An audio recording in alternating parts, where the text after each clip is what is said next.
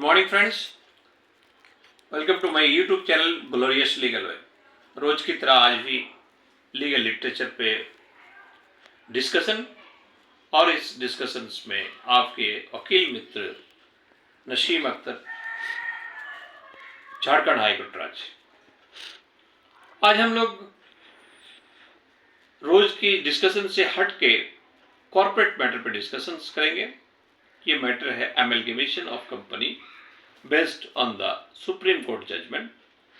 कल एक judgment supreme court का महत्वपूर्ण जजमेंट आया। Lakshmi Vilas bank and DBS की जो एमलगेमेशन हुआ, उनकी जो बॉन्ड्स की वैल्यूएशन हुआ, उसी के परिप्रेक्ष्य में। तो आइए हम लोग देखते हैं कि हमारे सुप्रीम कोर्ट का व्यू क्या है। उन्होंने मद्रास हाई कोर्ट्स के ऑर्डर को स्टे क्यों किया, इन सब बात को हम लोग आज डिस्कस करेंगे, देखेंगे। In April the Madras high court had conditionally approved the mergers between Lakshmi Vilas bank and DBS. तो सिंपली फ्रेंड्स, कोई भी मर्जर, एक्विजिशंस, एमलगेमेशंस, एब्जॉर्प्शन, इन सब एक प्रक्रिया है। कंपनी को एक दूसरे से जोड़ने के लिए, अलग करने के लिए, रिकंस्ट्रक्शन करने के लिए हम लोग इसके टर्म्स को डिस्कस करेंगे, निश्चित रूप से डिस्कस करेंगे। लेकिन सबसे पहले लीगल मैटर को हमारे ऑनरेबल सुप्रीम कोर्ट्स के जो व्यूज है उसको देखने की कोशिश करेंगे। तो सिंपली बात है कि अप्रैल महीना में निश्चित रूप से दो company that is the Lakshmi Vilas and DBS, उन्होंने मार्जर के लिए एप्लीकेशन किया हुआ था, और उस एप्लीकेशन को मद्रास हाई कोर्ट ने विथ द कंडीशंस अप्रूव किया था, अलाउ किया था। और उस ऑर्डर को हमारे ऑनरेबल सुप्रीम कोर्ट के सामने चैलेंज किया गया।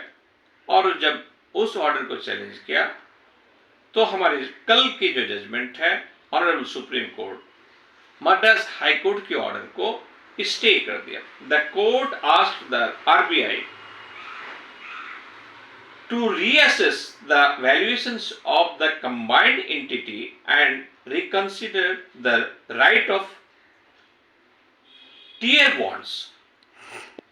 तो सुप्रीम कोर्ट ने क्या किया कि रिजर्व बैंक ऑफ इंडिया को नोटिस इशू किया, और उन्होंने कहा कि रीअसेसमेंट जो का वैल्यूएशन जो हुआ है किसका, बॉन्ड्स का, तो write off the tier 2 bonds का जो राइट ऑफ हुआ है उसकी जो है सॉरी रीअसेस किया जाए। वैल्यूएशन जो किया है उसको रीअसेस किया जाए, पुनः उसको एसेस किया जाए। ये हमारे सुप्रीम कोर्ट्स के स्टे देने के परिप्रेक्ष्य में हमारे आरबीआई को, रिजर्व बैंक ऑफ इंडिया को एक नोटिस है। अब हम लोग थोड़ा डिटेल्स डिस्कशंस के पहले कुछ टर्म्स को जान लेते हैं, क्योंकि बिना टर्म्स को जाने हुए हम लोग कभी कभी कंफ्यूज हो जाते हैं। जैसे एमलगेमेशन, मर्जर, क्या दोनों एक ही है कि अलग अलग है? एमलगेमेशंस when 2 or more companies combined to form a completely new entity, that is called the amalgamation। Friends, इसको हम लोग एक एग्जांपल के तौर से समझते हैं।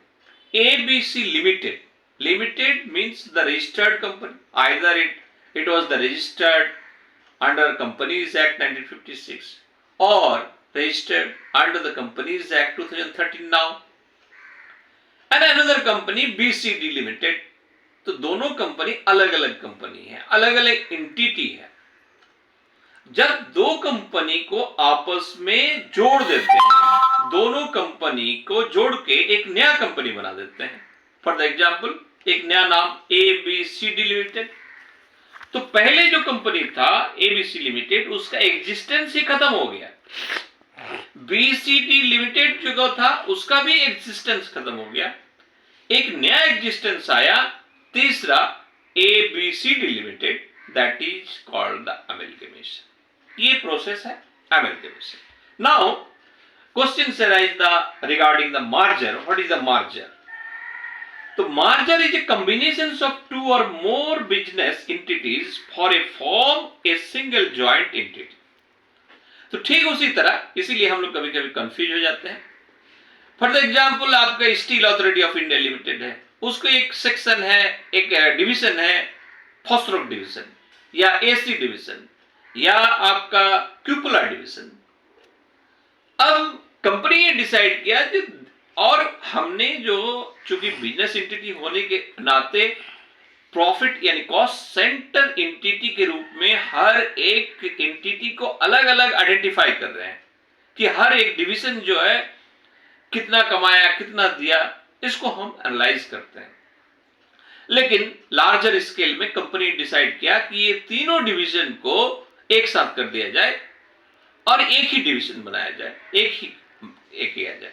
तो जब ये तीनों डिवीजन को एक साथ कर देंगे तो इसको हम लोग कहेंगे मर्जर.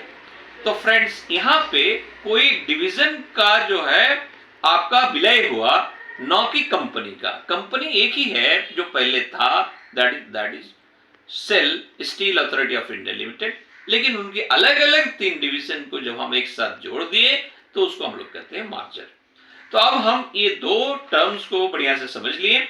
आगे हम लोग आते हैं कि हमारे ऑनरेबल कोर्ट की, सुप्रीम कोर्ट्स के जो और डिसीजन है, उन्होंने क्या कहा. तो valuations of A shares down in the line completely vitiates the scheme of the amalgamation.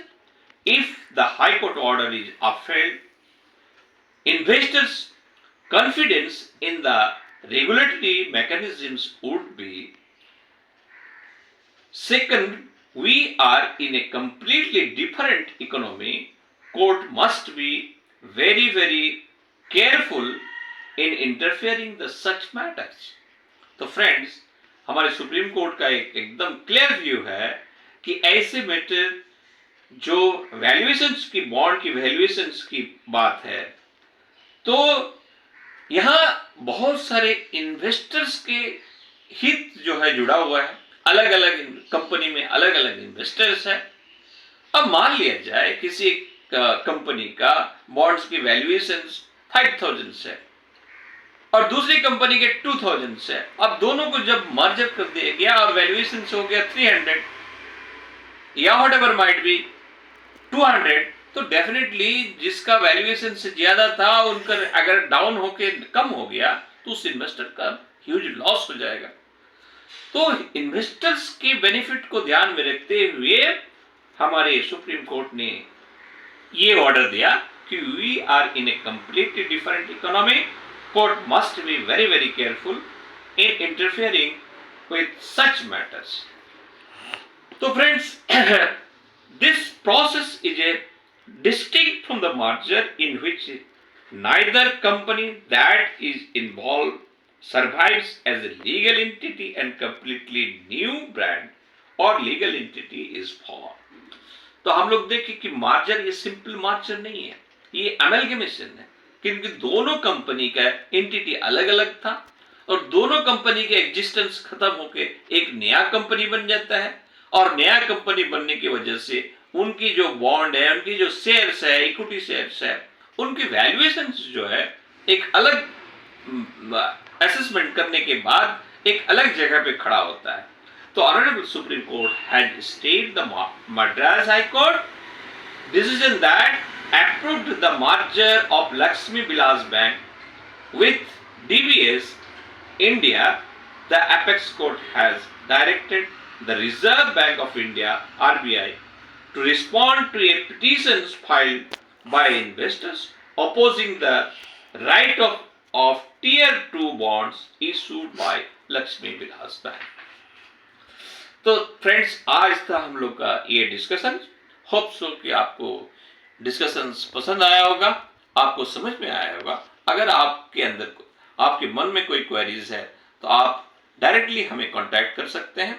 हमारे पूरा डिटेल्स आपको अवेलेबल है, पब्लिक में अवेलेबल है. हमारी मोबाइल नंबर, ईमेल, उससे आप हमें कांटेक्ट कर सकते हैं. और अगर वीडियो अच्छा लगा हो तो इसको शेयर करें, लाइक करें और लास्ट में मेरा रिक्वेस्ट, मेरे यूट्यूब चैनल को सब्सक्राइब करें. Have a nice day.